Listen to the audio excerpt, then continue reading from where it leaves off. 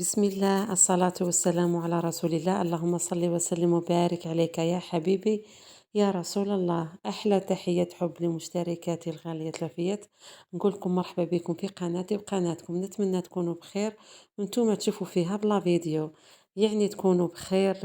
نهار الأول تاع رمضان ما يكونش يعني غلبكم، تكونوا نتوما غلبتوه. صحة فطوركم وصحة سحوركم، يعني الوقت اللي وصلكم فيه لا فيديو وتتفرجوا فيه. نقول لكم صحة فطوركم وصحة سحوركم يا البنات، ونتمنى يعني يا نهار فوتوه عادي، يعني ما غلبكمش. هي الغلبة فيها مية معليش. هذا الشي اللي نخدموه في النهار كامل يعني سوف نؤجر عليه يوم الآخرة. اليوم حنشارك معكم الوصفة الأولى تاع خبز. صدقوني الخبز هذا يجي ما شاء الله. كيما تاع المخابز، يعني من اليوم ما تزيديش تشري الخبز من المخابز. راح نعطيك وصفة تذوب لك في فمك، يعني والله كي تحكمي في يدك وتاكليه ما تأمني. ونروحوا بركة مع بعضنا للمطبخ باش نكتشفوا مقادير الوصفة. نقولوا بسم الله على بركة الله. عندي كاس تاع ماء دافي، ونزيد نحط كاس تاع حليب دافي، ونزيد نحط 2 مغارف كبار تاع خميرة الخبز، ونزيدو نحطو 2 مغارف تاع كبار تاع سكر حبيبات، ونخلطو بيان المكونات حتى كي الخميرة تاع الخبز يعني تذوب وتتخبى، يعني تنسج منا مع المكونات مع السوائل. ومن بعد نروحو نجيبو الزيت ما جات نص ما جات ربع، جات بين النص والربع. كيما شدتو حطيت صبعي راهي ما وصلتش للسطر هذاك تاع الكاس. ومن بعد ما نحطو الزيت نزيدو نخلطو حاجة قليلة، ونروح نجيب خميرة الحلويات، نحطو منها مغرف تاع الديسار، يعني لازم تكون مغرف معمرة. كيما انا ما عمرتهاش بصح راني زدت شوية. وبالميزان 8 غرام، يعني راح يقعد لنا في الباكي 2 غرام. ونزيد نخلط خلطة خفيفة كيما راكم تشوفوني نخلط فيها، خلطة خفيفة باش نتحصلوا على واحد الرغاوي من الفوق. كي نخلطو خلطة خفيفة نخليو حوالي كفانية ولا 2 يبداو يبانو الرغاوي هادو اللي رايحين يعطيونا الخفة في الخبز تاعنا، ويجي كيما تاع المحلات ولا خير من تاع المحلات. يعني صدقوني خبز من أروع ما يكون. وبعد ما كيما راكم تشوفوا في الرغاوي بانو، نروح نجيب الفارينة، نحط الكاس الأول، ونزيد نحط شوية تاع ملح، والملح يبقى أذواق في الأكل، يعني الكمية عينك ميزانك الملح. ونزيد نحط الكاس الثاني تاع الفرينة. الخبز تاعنا اليوم ما تلوحيش كامل يدك فيه، يعني حين نخدموه غير بالمغرفة. نخلطوا فيها المرحلة الفرينة مليح حتى كي تنسج منا مع السوائل. ونزيد نحط الكاس الثالث تاع الفرينة، ونبدا نزيدو نخلطوا فيها المرحلة شوية حتى كي تزيد يتخبى الكاس الثالث تاع الفرينة. ونبداو نخلطوا بهالطريقة في المكونات، يعني هذا الخلط ما يعادل العجن باليد. ما حناش رايحين نعجنوا الخبز تاعنا، نخلطوه بهالطريقة حوالي دقيقة ولا 2. وبعد ما نشوفوا الخليط تاعنا يعني ولا ليس وفيه شوية تاع فقاعات، نحبسوا التخلاط. ونزيد نحط الكاس الرابع، ونزيد نحط الكاس الخامس. والكاس الخامس قعدت لي حوالي منه مغرف كبيرة. يعني السوائل اللي درتهم كامل اليوم داو لي 5 كيسان تاع فرينة، والكاس الخامس بقى لي منه مغرف كبيرة. برك تشوفوا معايا، نتوما حطوا الفرينة بالبلا عقل حتى كي تتحصلوا على عجينة متماسكة وتكون طرية، بصح ما تلصقش في اليد بزاف، تكون طرية ومتماسكة.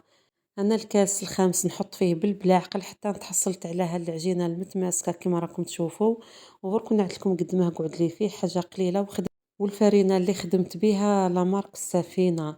وبعد ما تحصلت على هالعجينة اللي راكم تشوفوا فيها، نغطيوها بكيس بلاستيكي ونزيدو طرشونة ونحطها قدام الفرن. وشوفوا انايا المخبوزات تاعي كامل نحطهم قدام الفرن ورايحين نتحصلوا على نتيجة هايلة، ويخمروا معنا في 10 دقائق. شوفوا هالخبز مع الصيام والشي اللي درتو يعني في داري، في ربع ساعة كملت هالخبز. خمر في 5 دقائق كي حطيته قدام الفرن. شوفوا المخبوزات منه هكا حطوهم قدام الفرن باش تكملوهم في ساعة. نديكازيه من الخمور هذاك كامل كيما راكم تشوفوا، ونقطعوا على 3 خبزات يكونوا بحجم متوسط، يعني ما يكونوا خبزات كبار ما يكونوا صغار. ونغطيو العجينة تاعنا بطرشونة ونخليوها تزيد تخمر للمرة الثانية. ونجيب بعد ما تخمر نجيب الصينية اللي رايحة نطيب فيها، ونحط فيها ورق الطهي باش من بعد كي يطيب ما يلصقناش الخبز، بما انه راهو خفيف ريشة. نجيب العجينة الأولى ونبسطها بهاد الطريقة اللي راكم تشوفوا فيها، يعني ما نحلوها رقيقة بزاف، ما نخليوه خشين ويجيكم خشين بزاف.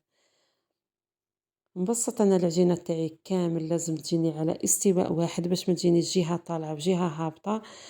كيما راكم تشوفوا بعد ما حليت العجينة تاعي نروح نجيب مسطرة. المسطرة هذه الطول تاعها 20 سنتيمتر، يعني شوفوا العجينة تاعي راهي الطول تاعها 20 والعرض 20، يعني خبزات كيما تاع الخباز كيما تاع الكوشة. صدقوني بنان وخفاف واش نقول لكم هايلين خير من تاع الكواش. نطراسيو العجينة تاعنا بالمسطرة كيما راكم تشوفوا، لازم نطراسيوها يبانوا لي طراس وما يروحوش، وعبالكم تهبطوا حتى لتحت وتقطعوا العجينة تاعكم. لا لا، لازم نطراسيوها ونلبوا غير حاجة قليلة كيما راكم تشوفوا. طراسيتها بالطول ونزيد نطراسيها بالعرض كيما راكم تشوفوا. وفيها المرحلة ما نخليوش الخبز تاعنا يخمر، نخمروه الخطرة الأولى ونزيدو الثانية، وبعد ما نبسطوه نطراسيوه بهاد الطريقة. وفي هالمرحلة راني مشعلة الفرن تاعي على 280 درجة، يعني الخبز هذا يطيب على أعلى درجة في الفرن تاعك، وكل وحدة والفرن تاعها. وكيما راكم تشوفوا بعد ما طراسيت العجينة تاعي نجيب صفار البيض اللي كنت درت له قطرات من الخل ودرت له شوية تحليب، يعني ولا هكا سايح معايا باش يمشي لي على الوجه ويدير لي الخبزات تاعي في تلافة. بعد ما ندهن الوجه بصفار البيض نزيد نحط شوية تاع سانوج وجلجلان، واللي هنا اختياري، يعني كاين اللي ما يبغيش السانوج والجلجلان ما تحطيهمش. وبعد ما ندهن الوجه ونحط سانوج والجلجلان ندي الخبز تاعي للفرن. غير كي نشوفو تحمر لي على لي كوتي ويبدا يتحمر من الفوق نطفيلو من التحت ونزيد نشعلو من الفوق يدي غير هذيك التحميره الشابه الباهيه كيما التومه، ونخرجو كيما راكم تشوفوا. شوفوا الريزلطه هايله، صدقوني يعني النتيجة تاعو من أروع ما يكون. خبز هايل خفيف ظريف ويوجد بالخف. بعد ما طابت الأولى نزيد نبسط الثانية.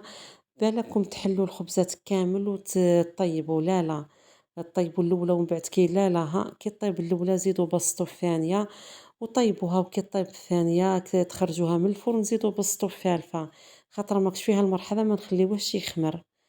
وبعد ما تبسطت ثانية ندخلها طيب ونكمل نطيب الخبز تاعي كامل بنفس الطريقة. وكما راكم تشوفوا النتيجة النهائية جا هايل، صدقوني يعني خبز مقادير بسيطة وما خدمته، يعني خفيف ظريف يوجد بالخف. بصح واش نقول لكم بنين ويذوب في الفم، يعني ما تجي تلحقي وراه الحريرة ولا الشوربة صاي تلقاي روحك بلعتيه. نقطع لكم مورسو باش تشوفوا مصداقية الوصفة، كما عودتكم لازم تشوفوا المصداقية تاع الوصفة. هالوصفة ما طراتيهاش غير ديريها غدوة بغير غدوة حتى نزيد نحط لكم وصفات خير من هالخبز بإذن الله تعالى. وما بقى لي بركة غير نقول لكم صحة سحوركم وتهلاو لي في رواحتكم وفي الجام حبيباتي، والسلام عليكم.